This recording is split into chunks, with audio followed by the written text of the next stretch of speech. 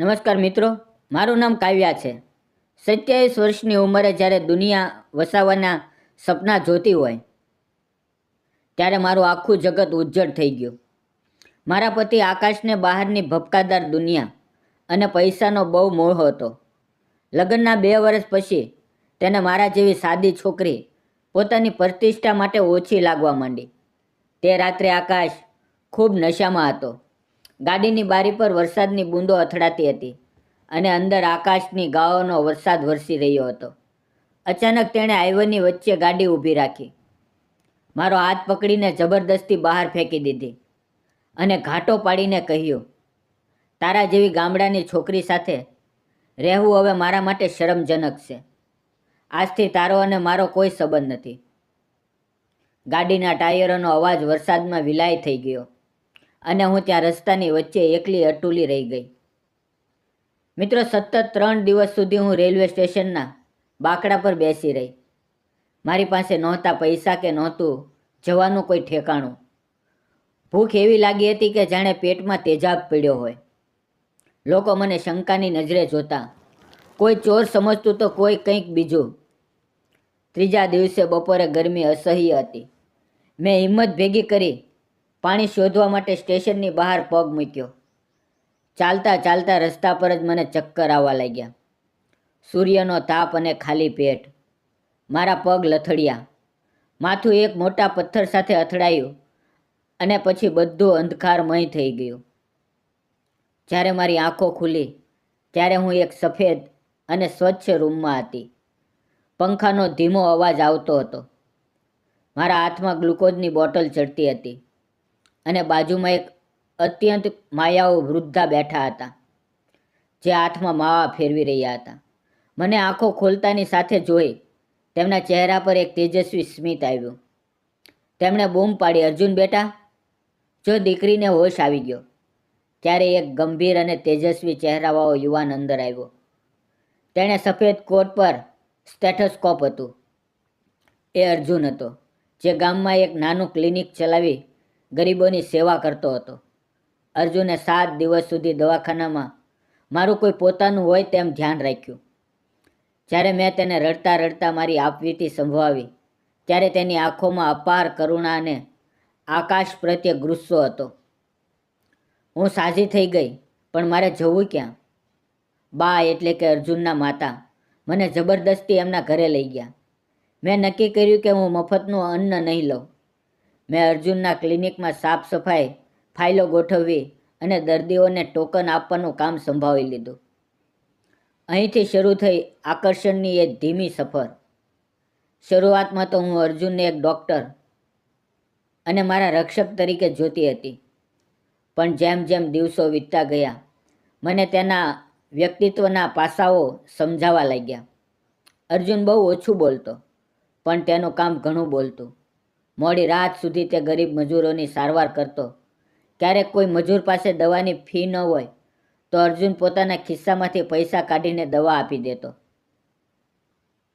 એક દિવસ મેં તેને પૂછ્યું, તમે આટલું બધું મફત કેમ કરો છો? તમારું ઘર કેવી રીતે ચાલશે? ત્યારે તેણે મારી સામે જોઈને પહેલીવાર ખડખડાટ હસીને કહ્યું, કાવ્યા, ઘર તો ઉપરવાળો ચલાવે છે, આપણે તો બસ નિમિત્ત છીએ. આ લોકોના આશીર્વાદ જ મારી સાચી કમાણી છે. તેના એ ઉમદા વિચારો અને તેની તરફ ખેંચાવા લાગ્યા. બીજી તરફ અર્જુન પણ મારામાં રસ લેવા માંડ્યો હતો.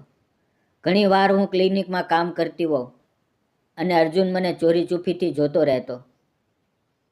એકવાર ક્લિનિકમાં બહુ ભીડ હતી અને હું સતત 4 કલાકથી દોડધામ કરતી હતી.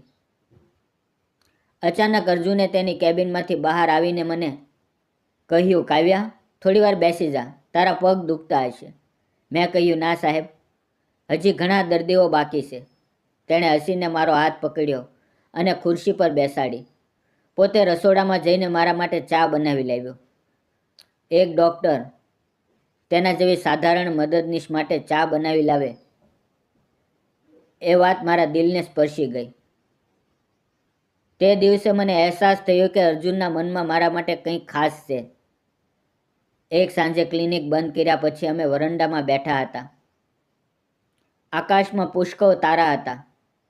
અર્જુને ધીમેથી વાત છેડી. કાવ્યા, તારા આવ્યા પછી આ ઘર અને આ ક્લિનિક બંનેમાં એક નવી જ ઉર્જા આવી ગઈ છે. બા પણ તારા વગર રહી શકતા નથી. મેં નીચું જોઈને કહ્યું, બાનો પ્રેમ જ મને અહીંયા ટકાવી રહ્યો છે. ત્યારે અર્જુન થોડીવાર ચૂપ રહ્યો અને પછી બોલ્યો, માત્ર બાનો જ પ્રેમ? મારો સાથ તને નથી ગમતો? મારું હૃદય જોરથી ધડકવા લાગ્યું. મેં હિંમત કરીને પૂછ્યું, અર્જુન, તમે એક ડૉક્ટર છો અને હું એક રજોતી તેજાયેલી સ્ત્રી. આપણો મેળો કેવી રીતે બેસે?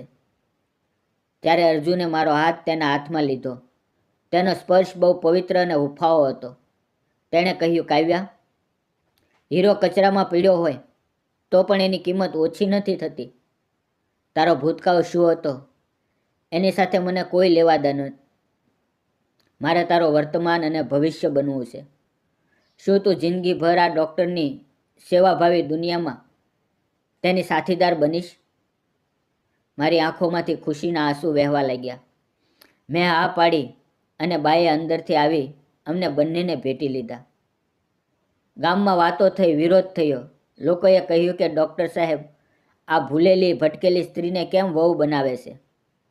પણ અર્જુન પર્વતની જેમ મક્કમ રહ્યો. તેણે સાદાઈથી ગામના મંદિરમાં મારી સાથે લગ્ન કર્યા. લગ્ન પછી તેણે મને રસોડા સુધી સીમિત ન રાખી. તેણે મને ભણવા પ્રોત્સાહન આપ્યું. મેં નર્સિંગનો કોર્સ કર્યો અને આજે અમે બંને ખંભે ખંભો મિલાવીને ક્લિનિકમાં સેવા કરીએ છીએ. આજે અમારે ત્યાં એક નાની દીકરી છે જેનું નામ અમે આશા રાખ્યું છે. મિત્રો, આ વાર્તા સંદેશ આપે છે કે કોઈ સ્ત્રી જો મુશ્કેલીમાં હોય કે તેના પતિએ તેને તરછોડી દીધી હોય તો એનો મતલબ એ નથી કે તેનું જીવન પૂરું થઈ ગયું છે. સ્ત્રી એ કોઈ વસ્તુ નથી કે જેને વાપરીને ફેંકી શકાય. તે સન્માનની હકદાર છે. અને પુરુષો માટે મારો સંદેશ એ છે કે અર્જુન જેવા બનો, જે સુંદરતાને ચહેરામાં નહીં પણ સંસ્કાર અને સ્વભાવમાં જુએ છે. સમાજ શું કહેશે એના કરતાં તમારું મન શું કહે છે એ મહત્ત્વનું છે. કોઈ લાચારને સહારો આપવો એ સૌથી મોટી ભક્તિ છે. મિત્રો, આ મારી પ્રેમ કથા તમને કેવી લાગી? જો વાર્તા તમારા દિલને સ્પર્શી હોય તો વિડીયોને લાઈક કરજો. તમારા મિત્રો અને સખીઓને અને ગ્રુપમાં શેર કરજો. અને આવી વધુ પ્રેરણાદાયી વાર્તાઓ માટે અમારી ચેનલને સબસ્ક્રાઈબ કરવાનું ભૂલશો નહીં. ફરી મળીશું મિત્રો આવતીકાલે એક નવી સુંદર સફર સાથે. ત્યાં સુધી ખુશ રહો અને માનવતા જીવંત રાખો. ધન્યવાદ મિત્રો. વાર્તામાં આવેલા નામ, પાત્ર અને ઘટના ફક્ત કાલ્પનિક હતા. તેનો કોઈ પણ વ્યક્તિ, જાતિ કે ધર્મ સાથે સંબંધ નથી. આ વાર્તા શૈક્ષણિક હેતુના ઉદ્દેશ સાથે બનાવવામાં આવી હતી. તેને અન્યથા ન જોશો.